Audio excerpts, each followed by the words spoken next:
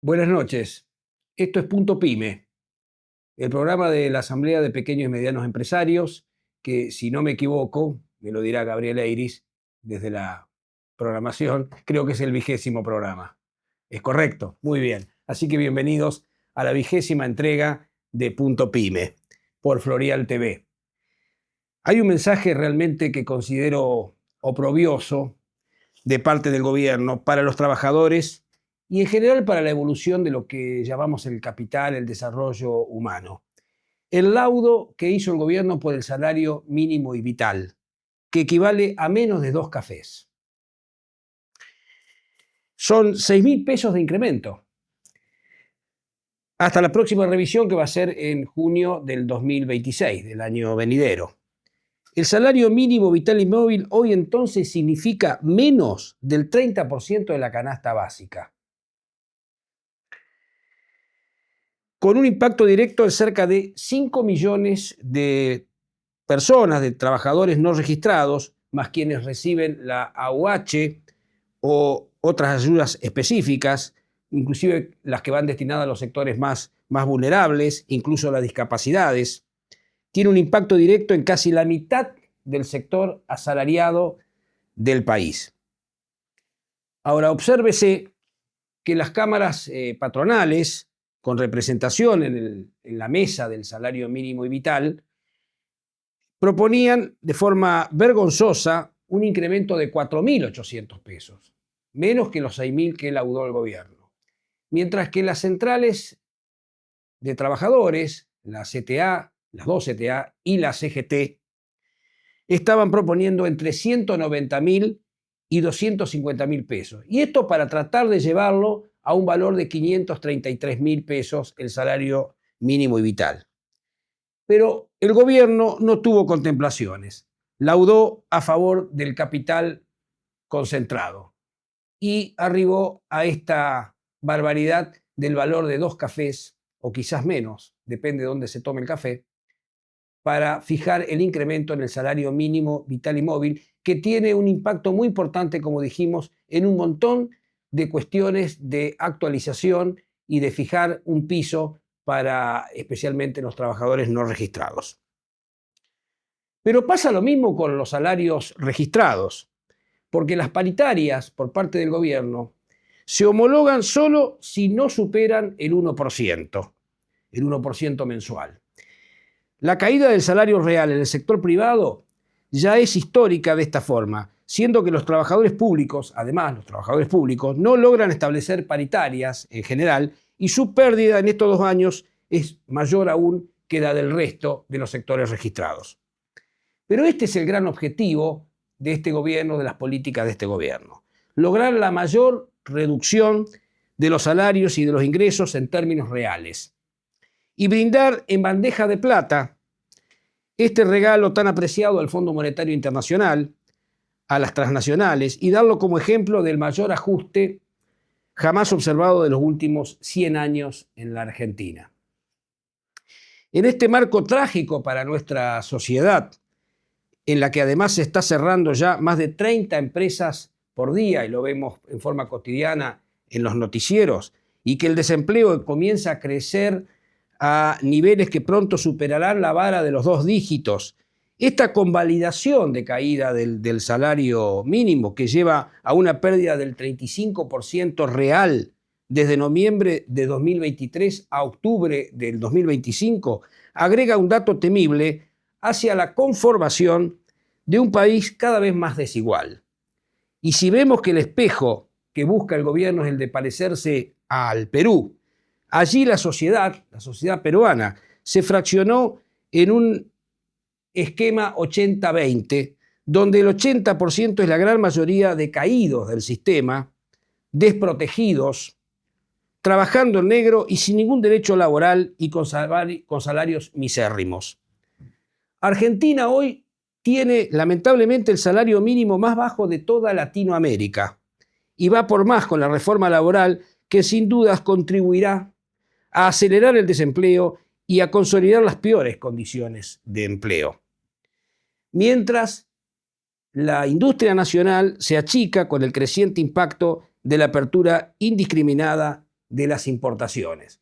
Veamos si no, por ejemplo, en este sentido del achicamiento de la industria nacional, lo que no está mostrando o lo que los ojos del gobierno no ven con respecto a una serie de casos emblemáticos que han ocurrido en las últimas semanas.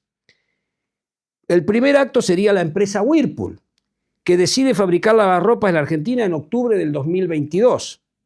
El segundo acto es en mayo del 2024, que reporta 60 despidos. El tercer acto, la empresa decide cerrar definitivamente la planta en el Parque Industrial de Pilar. Vale la pena preguntarse cómo se llama la obra. ¿Es un caso aislado? Nos va bien, pero no nos damos cuenta. Para algún desprevenido, va una selección de las últimas 3 semanas. Por ejemplo, la quiebra de la láctea La Suipachense, con 140 trabajadores en la calle. Alimentos Refrigerados Sociedad Anónima, ARSA, 180 personas en la calle, en la fábrica, y 200 en el centro de distribución. El concurso preventivo de una centenaria bodega, Bodegas Norton, en Mendoza, y 3 empresas de transporte de pasajeros en Resistencia, Chaco.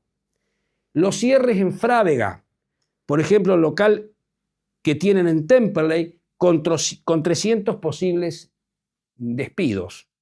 El supermercado Jaguar, que ya lo habíamos reportado aquí en este programa, en Bahía Blanca, con 100 trabajadores en la calle. Dana, que es el cierre de su planta autopartista en San Luis, con más de 60 despidos y producción reemplazada por importados. El frigorífico Super, con trabajadores reasignados. Luxo despidió a los últimos 40 empleados.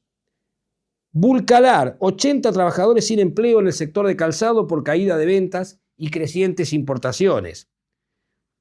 La profunda crisis en Lácteos Verónica, una empresa láctea de muchísimos años y de mucho prestigio, adeuda salarios de varios meses a casi 700 trabajadores. La fábrica de cosechadoras Basali, todo un emblema de la industria agrícola en la Argentina, casi no tiene actividad y son 280 puestos que dependen de un hilo. Mave, que produce lavarropas, secarropas, cocinas, afectó a 250 empleados. La fábrica argentina de aviones, Fadea, que presentó un plan preventivo de crisis. Blanconieve, una empresa con asiento en Tierra del Fuego, una textil con licencias oficiales de clubes para ropa de cama, despidió a 35 trabajadores. Ya lo decíamos en programas anteriores, el cierre de la famosa marca Essen de ollas y sartenes, que echó a 29 personas y que van a empezar a importar desde China. Ledesma sumó 22 despidos. Catorini despidió a 10 trabajadores por crisis en el sector del vidrio. Y así de seguido hasta llegar, por ejemplo, estos últimos días a las suspensiones en Electrolux, que tiene turnos rotativos para 400 trabajadores y que han prorrogado hasta enero estos turnos rotativos, o el caso de Giorgialos, donde no vienen pagando los sueldos ni tampoco el medio aguinaldo y pende de un hilo la situación de 600 trabajadores. En definitiva, no hay sector que se salve en esto. El automotriz, el textil, la química y la petroquímica, los alimentos, la metalúrgica, la electrónica de consumo, los supermercados, los frigoríficos, la maquinaria agrícola, como vimos. Prácticamente todos los sectores están afectados con quiebras, despidos, suspensiones, cierres y reestructuraciones forzadas. Según el gobierno, todo marcha de acuerdo al plan. Un plan que es cada vez más evidente y cada vez más siniestro.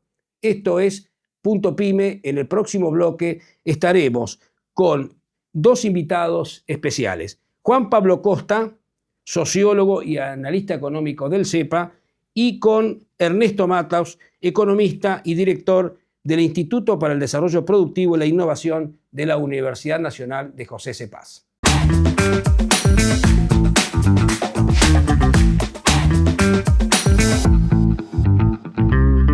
Juan Pablo Costa, sociólogo, asesor económico del CEPA, docente en la Universidad Pública. Ernesto Matos, economista, director del Instituto para el Desarrollo Productivo y la Innovación de la UNPAS, integrante del área de estudios nuestroamericanos del Centro Cultural de la Cooperación, docente universitario. Bueno, buenas noches. ¿Qué tal, Julián? ¿Cómo andamos? Bien, perfecto. Hoy tenemos una mesa única. Única por su especie y además porque generalmente no tenemos una única mesa. Así que hoy tenemos de invitado a Juan Pablo Costa, que como bien decía la bio de presentación, sociólogo, analista económico del CEPA y docente en la Universidad Pública. ¿En qué facultad estás? En la Universidad Nacional Arturo Jauretche, en Florencio Varela. Perfecto, en el sur. En la carrera de Economía, sí. ¿Con quién vamos a abordar, entre otros temas, porque seguramente vamos a provocarte con alguna otra pregunta, el impacto del acuerdo con Estados Unidos en general y en el sector productivo? Y vemos si en realidad es un acuerdo o es una imposición, en todo caso, ¿no? Y estamos también con Ernesto Matos, un conocido también de la casa, del Centro Cultural de la Cooperación. ¿Cómo estás? Ernesto es economista, es director del Instituto para el Desarrollo Productivo y la Innovación de la Universidad de José C. Paz, integrante del estudio o del área de estudios Nuestroamérica del Centro Cultural de la Cooperación. Contigo después vamos a entrar seguramente en los temas más vinculados a la producción real, vinculada a la agricultura, al tema de comercio de granos, a las divisas generadas por el negocio agropecuario. Y ahí creo que tenés también alguna propuesta de YPF, agro, sí. que nos querías comentar. Vamos a retomarla. Entonces, Julián, si te parece, arrancamos con Juan Pablo y este tema que nos tiene muy preocupados a todos y especialmente a las pymes. Sí, más que nada. A 20 años del ALCA. Porque todos sabemos interpretar, digamos, el factor geopolítico, así que, o la acción como una acción geopolítica de Estados Unidos en este acuerdo, ¿no? A Venezuela le pone la flota, el Comando Sur enfrente de las costas, a nosotros de alguna manera nos impone un gobierno con ciertas características, pero en el fondo también tiene un impacto económico en nuestro día a día, que entiendo que el CEPA estuvo haciendo algún análisis o está trabajando en esto. Sí. ¿Qué nos puedes contar? A ver, primero que nada decir que por ahora igual todavía no hay un acuerdo. En realidad esto sería una especie de memorándum de entendimiento, ¿no? Una declaración conjunta de los dos países diciendo queremos ir hacia acá, ¿sí?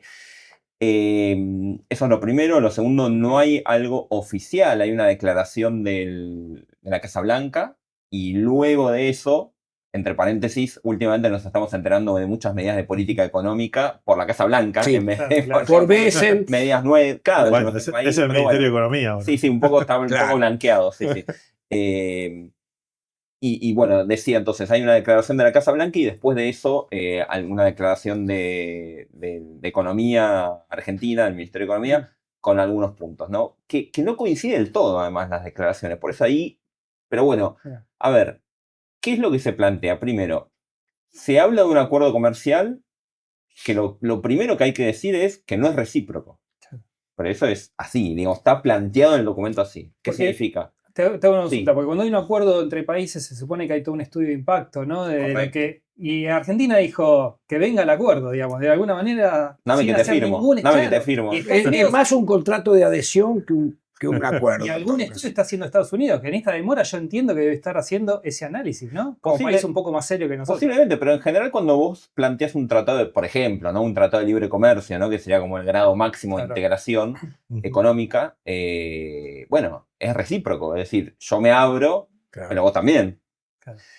En un tratado recíproco entre, por ejemplo, Argentina y Estados Unidos, uno podría pensar que Argentina tiene más para perder que Estados Unidos, por la diferencia de competitividad, ¿sí? Es decir, Estados Unidos, digamos, toda la industria argentina no va a poder competir con la norteamericana, digo, lo mismo pasaría con la Unión Europea, digo, ¿no? Pero ahí hay una cuestión de competitividad, pero ahora ni siquiera estamos discutiendo eso, porque el acuerdo lo que dice es, Argentina va a abrir sus mercados, Estados Unidos, vamos a ver, dice, tenemos intenciones, pero no especifica, ¿sí? No especifica nada. De un lado sí, del lado argentino, del lado norteamericano no.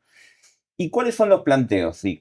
Los principales planteos? Bueno, el primero, hay varios normativos, ¿no? En donde Argentina resigna su capacidad de control de calidad, por ejemplo. Ustedes saben que todos los productos que entran importados tienen que estar validados, claro. No sé el nombre exacto, digamos, pero tienen que estar validados por la autoridad de aplicación por ejemplo, en el caso de que sean medicamentos por la ANMAT. Sí, son homologaciones. Homologaciones, correcto. El INTI, ¿no? En el caso de que sean productos industriales. Bueno, el acuerdo dice, bueno, a partir de ahora, entonces la Argentina, si se firmara el acuerdo, la Argentina reconoce las homologaciones norteamericanas, con lo cual no haría falta, bueno, lo local. Esto además puede generar ruido, entre paréntesis, ¿no? Puede generar ruido con el posible acuerdo que hay entre Mercosur y Unión Europea, e incluso al interior del Mercosur, porque vos estás validando homologaciones norteamericanas que son extra zona, ¿no? Extra Mercosur. Y perdóname que te interrumpa ahí es un punto que pondría una cierta vulnerabilidad a los laboratorios farmacéuticos argentinos. Correcto, bueno, ese es uno de los principales puntos en los que Estados Unidos dice, bueno, con este acuerdo yo lo que pretendo es que Argentina reconozca las patentes de los laboratorios latinoamericanos, norteamericanos, un furcio. ¿Por qué? Porque hoy, al día de hoy, la Argentina, digamos, no adhiere, ¿sí?, a ese régimen de patentes, y por lo tanto los laboratorios nacionales pueden producir drogas en carácter de genérico, ¿no? Claro. De las drogas que están en el mercado.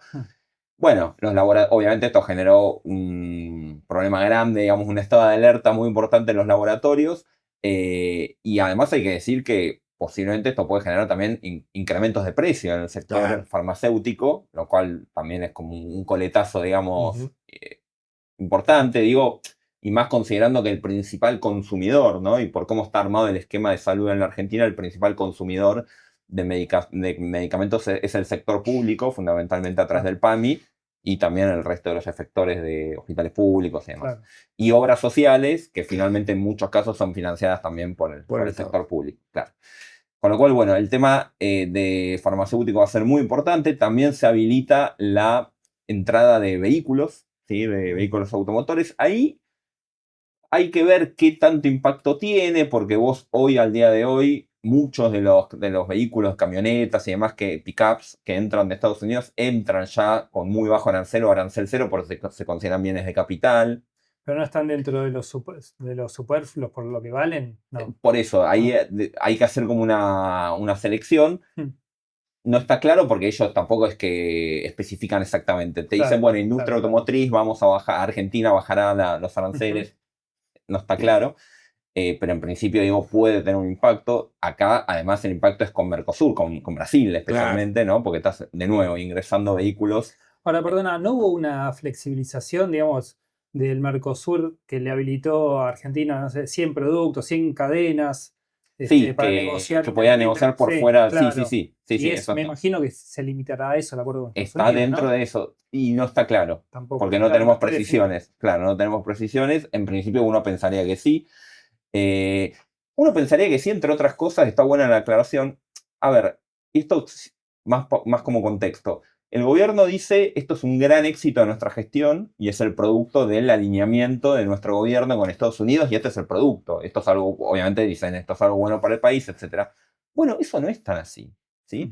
Es una política más general, un poco lo decías vos, Julián, al principio, la discusión más geopolítica, pero Estados Unidos viene con una política muy marcada de empezar a firmar acuerdos de este tipo, declaraciones, digamos, pero de ir con los países latinoamericanos a este tipo de acuerdos, muy vinculado a, obviamente, digamos, ordenar, ¿no? Este lugar, digamos, que es Latinoamérica, que consideran... El patrón de la vereda. Exacto.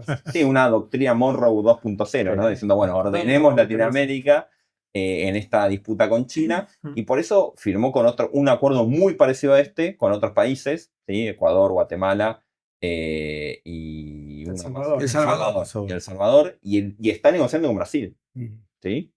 Que Brasil es un poquito más difícil de negociar que la Argentina en este momento, pero bueno, eso plantearlo, digo, no es una cosa tan automática del alineamiento de Milei y Trump, sino que tiene que ver con una cuestión más general. Por eso digo, incluso con Brasil, que no hay afinidad ideológica, también están negociando y quieren firmar algo así.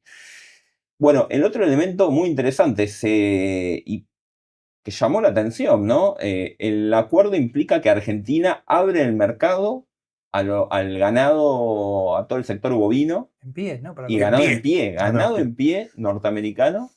Y también a futuro el sector de cerdo, digamos, y pollo. Y pollos. extraño. Y también lácteos, además. Incluye lácteos, es decir, que Estados Unidos va a poder exportar lácteos a Argentina, incluso cediendo los reclamos de... Argentina cede los reclamos de... Ay, se me fue el nombre de la... tipo queso Roquefort de... Denominación geográfica. Denominación geográfica, es decir, exacto. Claro. Con lo cual, extraño además, porque Argentina, digo, obviamente, productor, ¿no? Ganadero, de lácteos, etcétera, ¿por qué necesitaríamos abrir el mercado a Estados Unidos?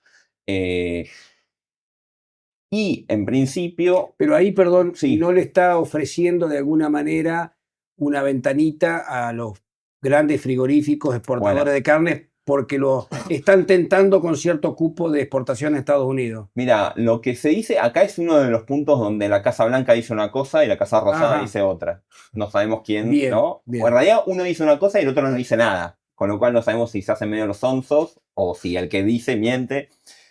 La Casa Rosada dice el compromiso por debajo de la mesa es que nos van a permitir incrementar la cuota de exportación de carne a Argentina de 20.000 toneladas a 80.000 toneladas. Y es cuadruplicar, o sea, porcentualmente es importante. Igual, digo, todo lo que estamos discutiendo hasta ahora, que incluye la industria farmacéutica, que incluye la industria automotriz, que incluye un montón de sectores por exportar un poco más de carne, Claro. discutible, pero bueno. Claro, claro. Pero en el comunicado de la Casa Blanca no dice nada. No lo menciona. Y de hecho, más públicamente, digamos, no en el comunicado, sino públicamente, la secretaria de Agricultura de Estados Unidos dijo todo lo que se haga nunca no va a perjudicar a los farmers. Que ellos tienen ese frente interno que tienen que como cuidar. diciendo quédense tranquilos. Bueno, no sabemos entonces Sí, sí. si se va o no a incrementar la exportación de carne. Ahora, el otro elemento muy importante es, creo que también vos lo mencionabas, Julián, al principio, es la cuestión de la complementariedad económica, ¿sí? Sí. Porque Argentina y Estados Unidos son dos economías competitivas, Claro. no complementarias. ¿Qué quiere decir competitivas? Exportamos lo mismo, más o menos. O mejor dicho, en realidad Estados Unidos exporta otras cosas también, pero digamos, lo que nosotros exportamos, También lo exporta Estados Unidos. Exporta Sí. soja, exporta granos en general y exporta energía. De hecho, también no convencional, igual que nosotros, o sea, el mismo tipo de... con lo cual, ahí no hay complementariedad. Y en principio a Estados Unidos hasta, podríamos decir, le conviene que Argentina reduzca sus niveles de exportación, por ejemplo, de granos. ¿Sí? De hecho, en el salvataje que hubo del Tesoro norteamericano hace poco, hubo un poco de ruido, ¿no? Porque tanto ruido. Claro, cuando... De los ojeros del medio oeste americano. Argentina aprovecha el salvataje para bajar las retenciones, exporta mucho a China, y entonces eso hizo que no le compren a Estados Unidos y hubo ahí un ruido político interno. Bueno, eso te da un poco un ejemplo, una muestra de que no son economías complementarias. Claro. Este problema nunca lo tuvimos con los chinos. Claro. ¿Sí? Porque con China sí somos complementarios. Claro. Con lo cual ahí ese es un punto importante que va más allá de lo ideológico, ¿sí? Que tiene que ver con la complementariedad o no de las economías, y es un punto muy importante si vos pensás en acuerdos económicos en función de un proyecto de desarrollo. Pero cuando vos te metés dentro de las balanzas de intercambio, digamos, entre Argentina, China, Argentina, Brasil, Argentina, Estados Unidos, por lo menos en este último periodo tuvimos un déficit enorme con China, un déficit enorme con Brasil, y sin embargo con Estados Unidos tenemos superávit. Sí, y es hasta más compleja el nivel de exportaciones, tiene un nivel de, ¿cómo se llama? La complejidad en los bienes los términos de intercambio, son de mejor calidad con Estados Unidos que con China o Brasil, que mandamos, bueno, Brasil no, pero con China que mandamos solo productos primarios. Sí, pero mira, el superávit de la balanza comercial con los Estados Unidos es circunstancial, es este año. En general suele ser deficitario, quizás menos, pero... Es verdad, pero bueno, 700 millones, creo, ¿no? En lo que va del año. Sí, ahora vos fíjate, la mayor cantidad de exportaciones a Estados Unidos, por ejemplo, durante este mes, el acumulado de este año, quiero decir, no de este mes, del 2025, tenés casi todo petróleo y gas natural, ¿sí? 36%. Y en segundo lugar, acá hay algo muy importante, fundición y refinación de metales. Nosotros somos exportadores de acero a Estados Unidos. Acá está metido el grupo Techint. Pero a pesar del aumento de aranceles que le impusieron, mantuvo el 50. Exacto. Bueno, y esa es una de las grandes discusiones que muchos pensaban que el acuerdo iba a decir algo respecto a eso y no dice nada. No dice ni que va a retrotraer los aranceles al punto previo, ¿no?, del aumento que ha hecho Trump, ni mucho menos una eliminación de aranceles o algo por el estilo. Es el gran pedido. Bueno, ahí es donde uno explica también, o uno empieza a entender, mejor dicho, algunos planteos de Paolo Roca, ¿no? Claro. Después del acuerdo diciendo, bueno, no, esto no nos gusta tanto, Sí, bueno, sí. tiene que ver con eso. Algunos mensajes encriptados. Pero bueno, esa falta de complementariedad se nota en este punto, ¿sí? Exportamos lo mismo que exportan ellos, ¿sí? Petróleo y energía en general, petróleo en particular, y granos con centro en la soja, ¿sí? Estados Unidos es uno de los países, uno de los principales productores de soja del mundo, Sí, igual a Argentina y Brasil. Y Brasil, Claro. claro. Pero lo cierto entonces es que hasta acá, aunque todavía no está firme ese acuerdo, hay varios sectores productivos. Nosotros somos un programa vinculado al tema empresarial y de las pymes que ya tienen que empezar a pensar en poner las barbas en remojo en varias cuestiones, ¿no? Por ejemplo, el sector agropecuario, Sí. bueno, el farmacéutico, autopartistas y demás. Inclusive hay algunas cuestiones que nos retrotraen a aquella propuesta del ALCA en 2005, donde también había siempre un gran interés de corporaciones americanas de participar directamente en las licitaciones públicas de todo tipo de compras, porque el gran comprador en el país es el Estado, el provincial, el municipal y el nacional. Ahí también puede volver a recrearse aquella cuestión que venían trayendo con el ALCA, ¿no? Sí, está medio complicado. Yo, a ver, en un punto ahí, creo que ahí, hace poco escribimos en ámbito, le llamábamos la nueva soncera, digamos, ¿no? Soncera económica. Siempre vuelve Jauretche de alguna manera. El tema de la complementariedad y competitividad, ese no es el problema de la Argentina. Vos lo dijiste recién, che. O bueno, es circunstancial el dato de superávit. Claro. El déficit es constante. Ahora, cuando uno ve el dato de importación de qué importamos de China y de Estados Unidos, está claro que importamos de Estados Unidos este tiempo combustibles y farmacéutica. Después importamos lo mismo de China que de Estados Unidos en vehículos y reactores nucleares y algunos accesorios. Entonces vos ahí te das cuenta, y eso es lo que afecta a la pyme, digo, porque acá está la discusión. ¿Qué vas a hacer? ¿Cerrás como hace Whirlpool y total importo todo? Claro. Y se acabó. Pero eso también es un momento en el cual lo vimos con Macri, porque con Macri pasó lo mismo. ¿Qué le dijeron a los empresarios? Sí, Ponete una fábrica de cerveza. Entonces acá también lo que hay que me parece que discutir de fondo es la estabilidad de la estructura productiva argentina. ¿Cómo vamos? Y en eso hay que pensar uno dice intereses nacionales o la economía nacional, volviendo a los datos donde vos ves que las grandes empresas, las 500 más grandes empresas, dan creo que 800.000 puestos de trabajo. O sea que de 9 millones de puestos de trabajo representan el 10. Entonces ya sabemos lo que representa el resto. Y ahí es donde tenés un poco la respuesta de la discusión. Porque ¿cómo vas a hacer para darle estabilidad al tipo? Porque yo ahí en la imagen, si pueden verlo, yo siempre lo pienso como un nicho de oportunidades, todo eso que tenemos que desarrollar. Pero ahí también está rompiendo por ahí otro lo lado. estamos viendo, sí. Esto es teoría económica llevada a la practicidad de... Porque acá aparece la restricción externa. Si ustedes ven alimentos y bebidas... Siempre da positivo. Si ves todo lo demás es negativo. Química y caucho, textil, informática. Empieza a dar positivo gas, energía, claro. Después de vaca muerta, ¿no? Minería, ahí está, gas, extracción, minería, petróleo, gas. Chiquitos valores, pero positivos. Minería. Sí, pero ahí estamos viendo 20 años. Acá hay dos críticas a hacer. Claro. Dos críticas del proceso industrial argentino.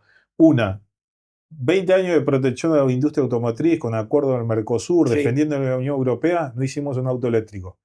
20 años, ¿eh? Teniendo litio. Bueno, después nos dimos cuenta que tenemos litio también. Entonces vos acá tenés eso por un lado. Después informática, que es lo que dice la economía del conocimiento, pero es deficitaria. Sí, claro. Y tan importante deficitaria como la automotriz. Entonces acá la pregunta sigue siendo, porque todo eso que ves negativo, ahí es donde tenés que sustituir importaciones. Claro. ¿Cómo lo vas a hacer? Ya lo hicimos. Estado, sistema universitario. Lo que pasa es que Milei le pega también al ajuste universitario. Y le está pegando a la ciencia y a la técnica, que también juegan eso. Está cerrando el INTI. Digo, lo vimos en un video que un trabajador del INTI le decía al policía, Ese chaleco te lo homologamos nosotros y nos están rajando a nosotros y nos están desregulando. El chorro te va a pegar un tiro y ese chaleco no va a funcionar. Entonces, vos lo que tenés acá es, por un lado, alimentos y bebidas que tiene los dólares. Después el último creo que es cereales y oleaginosas. Entonces vos sabés quiénes comandan la economía. Alimentos y bebidas, ¿quién es? Todos lo sabemos. Yo digo, puedo decirlo porque es Arcor. Sí, y cuando vos ves las grandes empresas en alimentos y bebidas, el 70% son extranjeras. AmCham.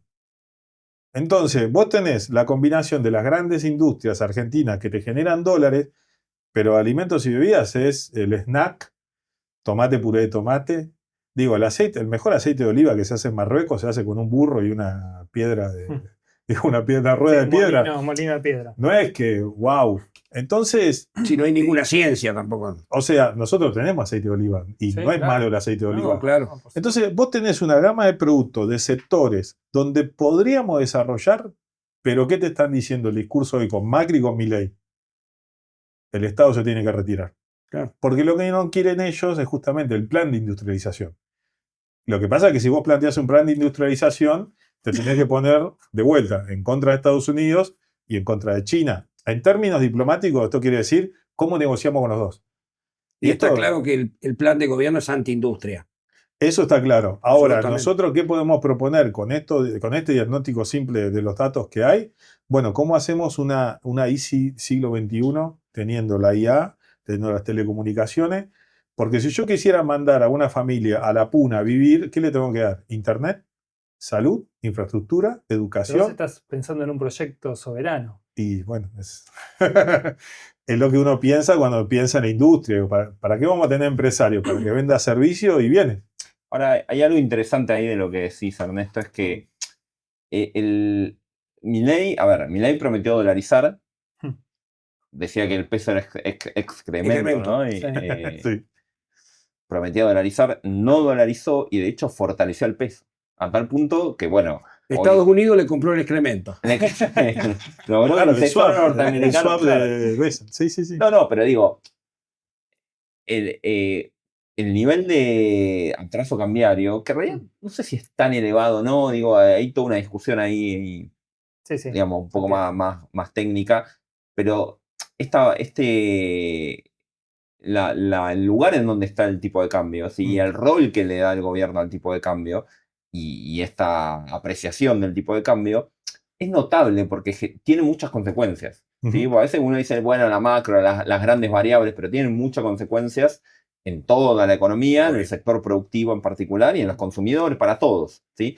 Por ejemplo, cuando uno empieza a ver lo que mencionás vos del cierre de fábricas, Whirlpool, ¿no? Todos los casos que estamos viendo ahora de cierre de fábrica. En el caso de Whirlpool, además, por ejemplo, una fábrica nueva. Claro. Tenía 2 años. Sí. O sea, ni siquiera era un tema de...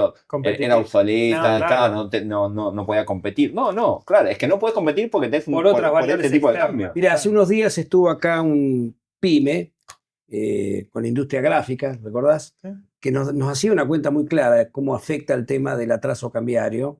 En el caso de ellos, dice, siempre el negocio de la industria gráfica fue estoquearse en papel.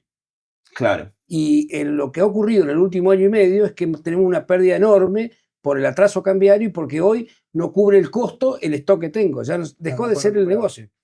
Pasó a ser un quebrante. Sí, lo que pasa es que tenés alternativas a eso. Digo, si la ley de industrialización del cáñamo y el cannabis, del cáñamo se extrae de papel. Sí, tal cual. Pues digo, lo que pasa es que, bueno, ¿qué hace Milei? Obviamente, te frena todo este tipo de actividades y, bueno, no tenés opciones. Claro. Eso se ve muy bien si podemos ver en la segunda placa, que es la de... A ver, Gabriel, si nos ayudas, gracias. Tenemos que, bueno, ahí vemos el aumento del nivel de importaciones. ¿Sí? Este comienza en el 2023, en enero del 23 hasta hoy. Fíjense cómo en la segunda mitad empieza a crecer muy notablemente el nivel de importaciones. Y ahí entonces es muy difícil. Y acá hay algo muy interesante volviendo al acuerdo, ¿sí? O a este posible acuerdo con Estados Unidos. La parte comercial del acuerdo, después hay una parte más política, ¿no? Pero digo, la parte estrictamente comercial del acuerdo implícitamente requiere un tipo de cambio similar al actual. Porque vos no vas a poder importar farmacéutico, automotriz, ganado, lácteos si tenés un dólar caro. Claro. Entonces ahí hay una complejidad, no sé si decir una disputa, pero por lo menos parece haber diferencias entre lo que plantea el Tesoro de Estados Unidos y No. el Fondo Monetario que Sí. dice tienen que recomponer, tienen que devaluar para Claro, poder claro. recomponer reservas, Reservas. y Estados Unidos pareciera decir implícitamente no. Estamos cómodos con este tipo de cambio. Roleen la deuda, Es que- vamos Sí, Como lo que dice pasa es que Caputo. ahí me parece que hay de vuelta, volvemos a caer. Yo retraigo a Jauretche porque si no, el discurso económico a veces confunde, digamos. Si uno ve la historia del 2003 al 2012, creo que varió en $1 el tipo de cambio. Está bien, había superávit, todo lo que Sí, obvio, obvio. Pero en 2020 a 2023 también tuvimos un gran superávit, pero pasamos de 60 a 350. Hay una diferencia entre cada periodo de lo que se hizo correctamente. ¿Qué había que haber hecho? Tal vez estabilizar el tipo de cambio. Mm. Porque, a ver, cuando Estados Unidos le dice a China, ustedes están demasiado atraso cambiario, Mm. China le responde con, bueno, muchas gracias por la presencia, por el consejo. diagnóstico, pero seguiremos con nuestra política. Claro. Que Bueno, puede ser... es una en un coherencia de política. Digo, eso está, me acuerdo siempre un libro de Guillermo Vitelli, me acuerdo porque lo tuve profesor y se parece a Coppola. Si lo ves, se parece a Coppola. Está vivo todavía. Y él hace los planes de los últimos 40 años, 45 al 85, planes de inflación, y ve cada periodo, y ve cada medida, y hay momentos donde se ajusta la tasa de interés, el tipo de cambio, la carne y el salario. Y el tipo de cambio a veces lo dejan estable. Y eso escapa si sos liberal o no. Entonces, hay momentos en que nosotros podemos tener un tipo de cambio estable que ordene todo.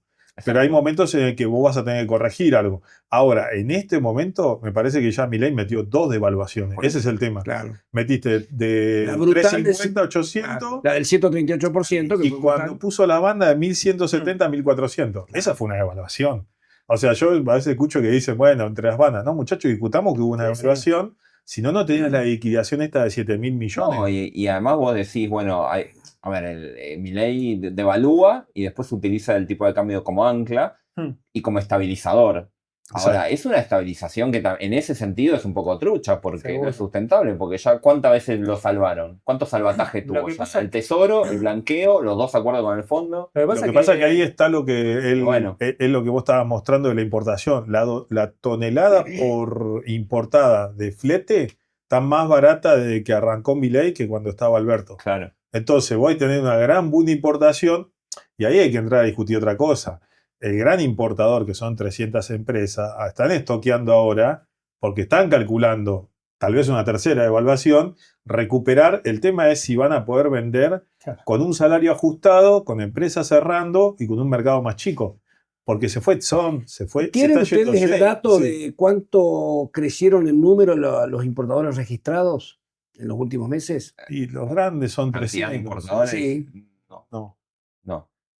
No, pasa que empezó a importar cualquiera. Lo que sí te No, por puedes- eso, pero Ah, justamente Claro, tenés eso. Amazon, que vos podés comprar Claro, ahora. Sí. tenés puerta a puerta. Sí, hay 100 millones de dólares por mes que entran por esa vía. Lo que sí tenemos es el dato de que está en la primera placa, si me ayuda la producción, que son la cantidad de empresas cerradas, ¿sí? Empleadores cerrados desde la asunción de Milei, que son 19.164 empleadores. Pero acá hay un dato interesante, que es que de ese total, de esos 19.000, el 99,6% son pymes. Son Claro. empresas de menos de 500 empleados. Claro. ¿Sí? Con lo cual, bueno, ahí está la otra discusión, ¿no? Porque el ¿A quién? impuesto diferencial afecta mucho más a la pyme, entre otras cosas porque la empresa grande o tiene más espalda, o tiene más acceso al financiamiento, o puede exportar, o puede tener O puede otro tipo de importar. herramientas, O maneja o un puede reconvertirse en un importador. Como Whirlpool. puede exactamente. manejar un O comprar, monopolio. ¿cómo fue lo que hicieron que las grandes empresas pueden comprar energía?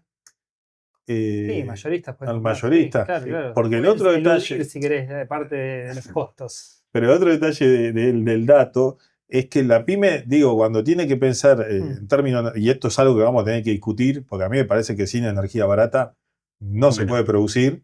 O sea, yo quiero comprar un agua. Yo no entiendo por qué esta agua hoy vale $1. O sea, no lo entiendo. Digo, o sea, es una botella plástico YPF.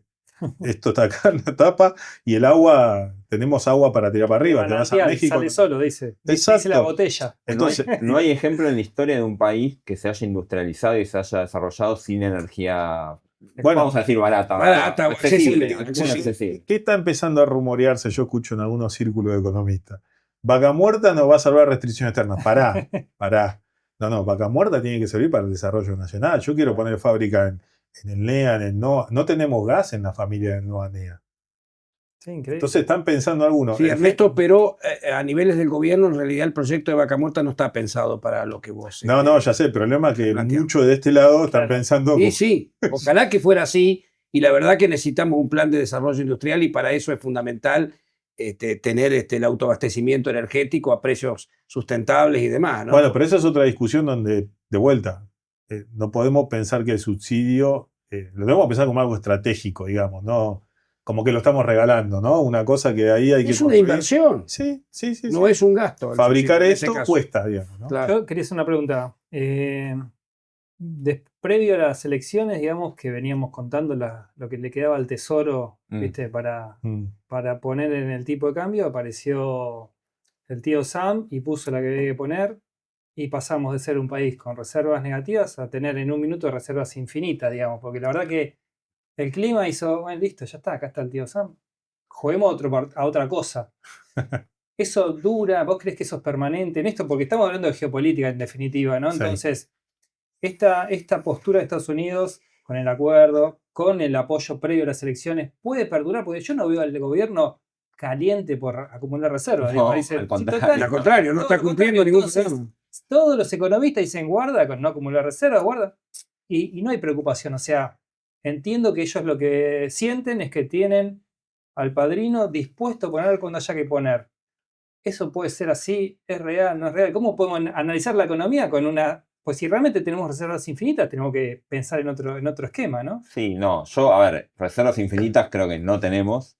El apoyo el apoyo a Milei, ¿no? Al Claro, gobierno de claro. Milei por parte del Tesoro norteamericano fue algo notable, o sea, no es común, o sea, esto para que la gente Exacto. sepa, o sea, esto lo hizo una vez Estados Unidos en el año 94, ¿no? Con Fue México. Con México, cuando fue el tequila. Sí. Pero México es un país muy importante, habían recién iniciado el Tratado de Libre Comercio, el NAFTA entre ellos, no podía permitir que caiga México, es decir, una asistencia directa al Tesoro y después encima interviniendo directamente en el mercado de cambios local, ¿no? Sí. El Tesoro comprando, vendiendo dólares, ellos dicen Sí. comprando pesos, en realidad estaban vendiendo dólares.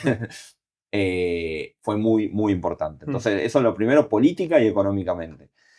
Después, a ver, para Estados Unidos también paga, digamos, Trump paga un costo también, ¿sí? Y ni hablar si a Milei le va mal, un poco se ata también, ¿no? Pero internamente también paga un costo. Sí, claro. Esto lo vimos, ¿no? Claro, un detalle, perdón.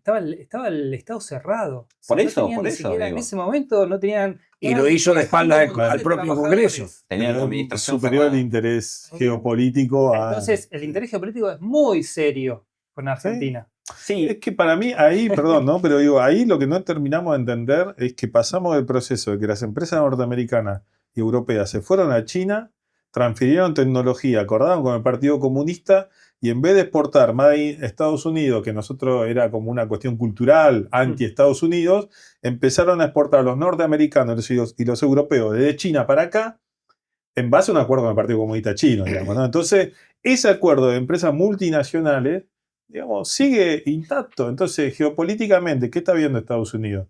Dice, bueno, todo el mercado de América Latina se lo está quedando. Digo, no hay que olvidar el puerto que instaló en Perú. Perú, Claro. impresionante. Digo, ahí lo que nos decían otra vez, estuvimos en un encuentro de puerto de Quiquén. No hay trabajadores. En el puerto de Ese es el futuro. Mirá. O sea, hay un ingeniero del Sí, sistema Por el que nivel de automatización. Claro. es de avanzado. O sea, Todo por vos vas a los inteligencia puertos artificial. de China y es eso. Sí, sí. Entonces, Estados Unidos, ¿qué está viendo? Primer problema, digamos, más allá de lo comercial, que también tiene otro factor de resistencia que es Venezuela. Que esto empezó con Macri. Con Macri, el préstamo llega para que Macri siga diciendo la dictadura de Venezuela. Entonces, acá es lo mismo. El préstamo va a estar mientras vos sigas diciendo diplomáticamente, porque militarmente no nos da. No tenemos la capacidad militar de Brasil, pero Brasil no se va a meter en un conflicto con Venezuela. Lo que no quiere tampoco es una base militar en Venezuela de Estados Unidos. Y China tiene intereses económicos y comerciales en Venezuela, y Rusia también, pero Rusia es el que equipó militarmente a Venezuela. Sí. Entonces ahí el análisis es, ¿va a avanzar Estados Unidos sobre Venezuela? Porque eso también le da la luz verde a China. Bueno, vos avanzás en Venezuela, yo avanzo en Taiwán. Ah, vos avanzás en Venezuela, yo avanzo en Ucrania. Y esto me parece que lo que está estudiando Estados Unidos, más allá de que se cierran, digo, No, está perfecto lo que decís vos, porque de hecho le da volumen a la estrategia del apoyo a Argentina. Todo esto Y por es... lo tanto, perdóname, Horacio, Sí. pero considerando todo eso y la seriedad que tiene todo eso, podemos considerar que las reservas argentinas son infinitas, digamos. No, ya se demostró de que infinito es un parte número. del programa ya lo renunciaron, porque los famosos Hoy 20.000 el millones... Fondo Monetario sale a decir Sí. a la Argentina que debería mejorar su posición de reserva. Claro, Así que claro. el fondo tan infinita no la está viendo. No, Claro, claro. pero le cambió la meta, ojo. Sí, ¿eh? le cambió la meta. Le Sí. cambió- Le dicen, tenés que estar, pero te perdono esta vez. O sea, Un poquito. porque sabemos cómo funciona el fondo. El fondo es un instrumento más de Estados Unidos en Lógico. este. Entonces, ahí es donde se me arma la confusión, ¿viste? Decir, che, nos tenemos que preocupar y ocuparnos de las reservas. Hay dos cuestiones. El fondo quiere cobrar. Sí. Y la otra cuestión es que el Tesoro de Estados Unidos en realidad protege a los que se tienen que retirar del carry trade. En ese proceso también. Es así. Entonces están estas dos figuras. Igual lo que veo a ver, el mercado reaccionó muy bien al salvataje del tesoro, un poco por lo que decís vos, dijo, bueno, si está el tesoro atrás, es el que Claro. imprime los dólares, Claro. no voy a ir en contra de ellos, ya está. Pero, a ver, a mí me genera cierta duda, insisto, por eso empecé diciendo, el apoyo político es notable, es muy importante, no es una pavada, ¿sí? Y bueno, y con la contextualización que le diste vos, Ernesto. Ahora, Argentina enfrenta un calendario de vencimientos de deuda muy exigente. Muy ¿sí? exigente. Ya tenemos casi 5.000, 4.000 y pico, ¿no? En enero. 4.800 millones de dólares en enero. Bueno, no los tenés. Ok. ¿Qué hacemos? En un momento dijeron, bueno, vamos a hacer Sí. pusieron al JP Morgan a pasar la A juntar gorra, la a gorra, ver si sí, juntaban 20.000 palos. No lo pudieron No lo pudieron. juntar. Ahora están diciendo, bueno, podemos hacer un repo. O sea, vas a tener que estar así. O sea, el nivel de precariedad que tiene Sí. el sector externo argentino es tan grande que de hecho es un poco insólito que estemos en esta situación de relativa estabilidad, teniendo semejante nivel de precariedad, que tiene que ver con el apoyo de Estados Unidos. Lo que pasa es que está bien, en algún momento, bueno, se juntará la plata de alguna forma, no sé, se hace un repo y se consiguen 5.000 palos y se paga lo de enero. Y después viene lo demás. Y Yo así creo va que a ahí- estar. Ahora, hay un punto acá que es, ¿qué haces con eso? Porque, digamos, ¿hasta cuándo te espera el mercado? Porque el otro gran problema es que el mercado está todo bien hasta que un día deja de estar todo bien. Esto, digo, con Macri fue Ahora, muy claro. O sí, sea, un sí, día sí. se da vuelta al mercado y fuiste. Ahora, esta dependencia permanente, porque básicamente esa inestabilidad te genera una dependencia permanente, es la mejor forma que tiene el que te somete, digamos. Exacto. Porque en cuanto haya un atisbo de cambio de gobierno, apaga Y bueno. la solución de alguna manera y te deja colgado el pincel. Entonces, va en coherencia con esto que venimos charlando, digamos. Sí, es Lo es acaba que de hizo Macri. afirmar Bessent hace poco y el comandante del Comando Sur. no del Comando Sur, Lo echaron. FDET, que es en realidad es el secretario de guerra, ahora se llama secretario de guerra, Sí, sí. y que dice ya no vamos a necesitar balas para No, claro. sostener nuestra posición en el patio Lo que pasa es que trasero. también Estados Unidos hizo esa acción sin consultarla en el Congreso, cosa que se hace. Obvio. El Comando Sur no es que actúa. Por eso ahí hay un punto que bien dice Juan Pablo, que Sí. estamos en una situación de vulnerabilidad tal que además cualquier resfrío que exista en el ambiente político en Estados Unidos lo vamos a pagar caro. Porque no está todo claro en cuanto a cómo va a seguir el tema de Trump A ver, y su... para poder mí en Estados Unidos. la ruta es esto que decía un poco acá el compañero, digo, es endeudamiento para pagar endeudamiento. Ahora, por debajo es lo que decís vos, la salida ya está desde abril hasta creo que octubre, ese último dato de formación de activos, de compra y venta de billetes, son casi 23.000 o 29.000 millones de dólares. Bueno, eso superó todo la FAE del siglo XXI. Sí, sí. O sea, ni Macri en un año, ni en la crisis del 2008 se nos fue tanto. Claro. Entonces, estamos en un momento delicado, no Muy tienen delicado. dólares para pagar, no sé si van a hacer otra baja de retenciones. Sí tienen buena noticia, digo, ¿no? El trigo les Sí. dio una buena noticia, hay que ver cuánto de eso, porque el trigo sigue a la baja, y de eso pueden llegar a octubre, pero no sé si alcanza. El tema ahí, bueno, si Estados Unidos quiere bancar esto financieramente, lo puede hacer. Seguro. Esto, ¿sabes cuándo pasó una vez también? Que muchas veces se discutía que se iba todo al diablo, ¿se acuerdan de la LEVAC? Ujú. Que todos decían, no, la bola LEVAC, Sí. vino a Estados Unidos, listo, se acabó el problema. Bueno, esto va a pasar lo mismo. Si Estados Unidos ve cómo avanza, porque acá lo que no importa Argentina, acá el conflicto es Venezuela. cómo avanza sobre esa zona para avanzar sobre la región y cuánto va a negociar con Brasil, teniendo en cuenta que Brasil está en los BRICS también. Acordate que, creo que así me explicaban la otra vez, la primera visita fuera de Estados Unidos fue a Arabia Saudita. ¿Por qué? Porque entró a los BRICS y está Irán y Venezuela pidió entrar. Entonces ahí se está armando todo ese bloque económico que Estados Unidos, digo, no es que está pensando en Argentina a ver si se cae algo, no, está viendo cómo mueve todos los tableros para restar menos influencia. Y creo que sí, geopolíticamente le interesa a Argentina en materia de que, bueno, es el único país relativamente de peso mediano, de la región, mediano, porque obviamente lo que más le interesa es México y Brasil, ¿no? Pero digo, Brasil está en Luna, México está en Argentina tiene un peso específico importante. Cierto peso y bueno, y está muy alineado. Entonces es un poco una cabecera de playa. Y dentro de la Argentina, nuestra preocupación con nuestros empresarios, con nuestras pequeñas y medianas empresas, con nuestra industria, que estamos realmente fuera de las consideraciones del poder de turno, ¿no? La verdad que venimos intentando en este programa también tratar de dar una luz de esperanza, de salida, porque obviamente es una situación muy crítica para hoy las decisiones que tienen que tomar los pequeños y medianos empresarios, que son unas disyuntivas enormes. Yo digo, el primer eslogan tiene que ser energía para el desarrollo. Bueno, lo tomamos. Mira, yo ahora me quedaba pensando en lo de GNL. Bueno. GNL, cuando le explotan, misteriosamente explotó el Nord Stream 2, que es de Rusia. No, sí, está misterioso. Bueno, que llegaba a Alemania, sí. Estados Unidos sale con el GNL. Sí, claro. Ahora, ¿quién va a cubrir de proveedor junto con Estados Unidos? Que es ruso. Bueno, mucho. Pero estratégicamente le resta influencia a Rusia. Claro. ¿Quién va a acompañar la estrategia de Estados Unidos de restar influencia en Europa? Argentina. Ahora firmaron. Sí. Y antes hacían un escándalo, ¿te acordás? Hacían un escándalo porque venían los barcos y nos daban energía. Y ahora pareciera que total normalidad. Entonces me parece que ahí, digo, hay una discusión donde, la energía... Todo bien, Europa, lo que ustedes quieran, pero nosotros acá tenemos. Bueno, eso es un punto importante para incorporar en futuras discusiones en esta mesa también. No, energía, el tema de la energía nos sobra a nosotros. El tema es que no la podamos. Yo no tengo problema que exporten lo que nos sobra, pero la que nosotros necesitamos, hacémosla, aprovechemos. Primero el mercado interno. Fluctuémosla. Primero lo nuestro. No puede ser que paguemos la energía más cara que Uruguay, que no tiene, digamos. Sí, hay bueno, porque el gobierno tiene el criterio de la energía como commodity, ¿no? Entonces uno debería pagar a precio internacional, el que lo puede pagar. De hecho, bueno, ahora hay están reduciendo la cantidad de personas que están dentro de la zona frío, ¿no?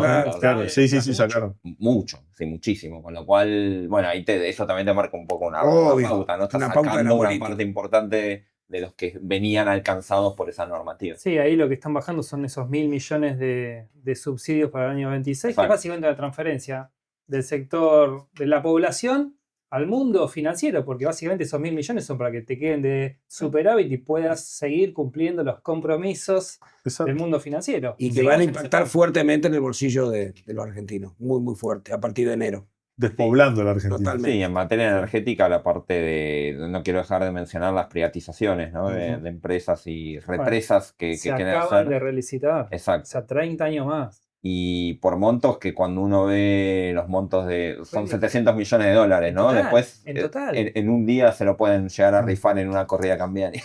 Estimado, este tema da para mucho más, pero también tenemos la tiranía del tiempo, lamentablemente. Maldito tiempo. Pero bueno, le agradecemos enormemente la participación. Ustedes. Muy claro, los dos temas fundamentales que cada uno trató.